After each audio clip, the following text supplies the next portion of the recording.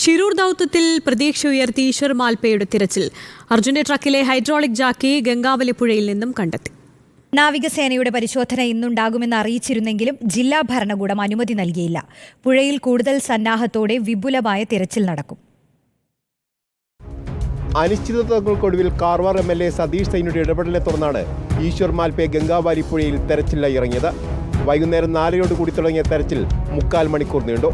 ഇതിനിടെ 3 ഭാഗങ്ങൾ പുഴയിൽ നിന്നും മാൽപ്പെ മുങ്ങിയെടുത്തു.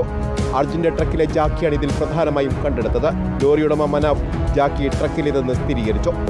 ലോറിന്റെ തന്നെ ഒരു സംശയമില്ല. ഭാരത് ബെൻസിന് മാത്രമല്ല എല്ലാ ലോറിക്കും ഈ ജാക്കി ഉപയോഗിക്കാം.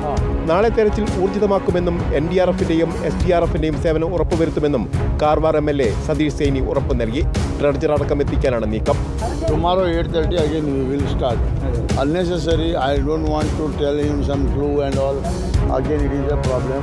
Let us work in front of you only. Okay? Easwar മാൽപ്പയുടെ സംഘം കൂടുതൽ ഡൈവർമാരുമായി നാളെ രാവിലെ 8 മണിയോടുകൂടി ഗംഗാവാലി പുഴയിൽ തെരച്ചിൽ പുനരാരംഭിക്കും. പിന്നെ ആരാണ് പറഞ്ഞാലും അവർ ചെയ്യട്ടെ, പറവില്ല.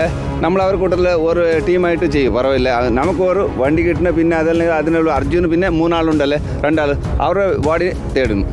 8-8:30 മണിയാവും. കൊഞ്ചം വെയിൽ വന്നാൽ നല്ല ആ സമയത്തിൽ നമ്മൾ തുടങ്ങും. ജില്ലാ ഭരണകൂടം അനുമതി നൽകാതിരുന്നതോടെ ഇന്ന് രാവിലെ തെരച്ചിലിനായി നാവിക സംഘം എത്തിയില്ല. ദൗത്യം പുനരാരംഭിക്കുമ്പോഴും ഏകോപനമില്ലെന്നും തികഞ്ഞ ആശയക്കുഴപ്പമാണുള്ളതെന്നും അർജുന്റെ ബന്ധു ജിതിൻ കുറ്റപ്പെടുത്തി. നാളെ തിരച്ചിലിനായി നാവികസേനയുടെ പങ്കാളിത്തമുണ്ടാകുമെന്ന ഉറപ്പ് ജില്ലാ ഭരണകൂടം അർജുന്റെ കുടുംബത്തിന് നൽകിയിട്ടുണ്ട്. കളക്ടർ ഇൻഫോം ചെയ്തത് നാളെ തെരച്ചിൽ തുടങ്ങും.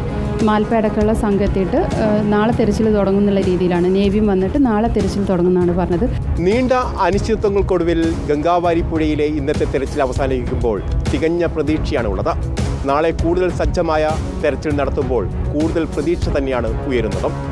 വീഡിയോ ജേർണലിസ്റ്റ് രഞ്ജിത്ത് ബന്നിപ്പടിക്കൊപ്പം reporter AK Abhilash, in reporter, Shirur.